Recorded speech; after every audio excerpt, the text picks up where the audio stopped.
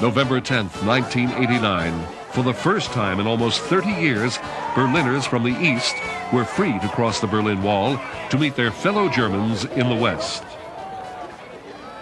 In October, a series of anti-government demonstrations began in East Germany. The protests were in response to the recent visit by Soviet leader Mikhail Gorbachev. Gorbachev had given the Russians new freedoms. The protesters demanded to know why East Germany had not shared in these reforms. The East German government tried to stop the protest, but they continued. The pressure on the government forced longtime President Erich Honecker to resign. The newly installed communist head of state, Egon Krenz, went immediately to Moscow to meet with Gorbachev, hoping to gain Soviet support. No support was given. Gorbachev believed this was a matter for the East Germans to sort out. The reform movement continued to gain momentum. Protests became a regular occurrence in most large East German cities. 500,000 marched in Leipzig and over 1 million in Berlin. The people were speaking en masse. The government had two options in dealing with the political protest.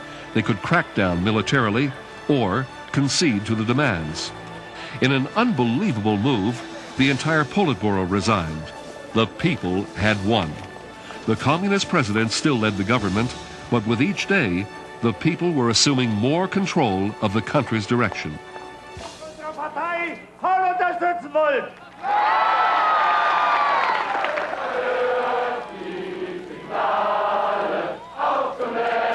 Even the president caved in to the political pressure, and on November 9th, he opened the border crossing points between East and West Berlin.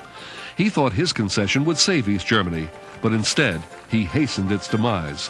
Within hours of the announcement, people started turning up at border checkpoints. At first, border guards demanding proper visas turned away everyone. But the people had learned how persuasive a crowd can be. They continued to push open the border crossing points between East and West Berlin. He thought his concession would save East Germany, but instead, he hastened its demise. Within hours of the announcement, people started turning up at border checkpoints. At first, border guards demanding proper visas turned away everyone. But the people had learned how persuasive a crowd can be. They continued to push the guards until Checkpoint Charlie was opened. The East Berliners were welcomed by their Western neighbors.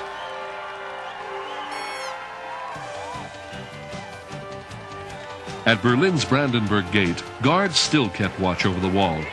When the first West Berliners tried to breach it, the guards tried to drive them back with fire hoses. But finally, the people won again.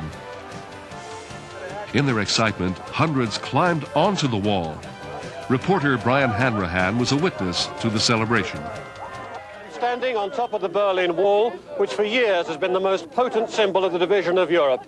And there can be few better illustrations of the changes which are sweeping across this continent than the party which is taking place here on top of it tonight. I want to be an astronaut. But this will need to be more than a piece of November madness to wipe out the bitter memories of the past. And with nobody to stop them, it wasn't long before the first attempts were made to destroy the structure itself. Everybody was testing how far they could stretch their new freedoms.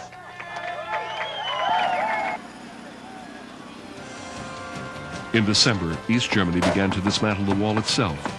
The giant concrete structure that had been the symbol of communist domination and East-West division came down.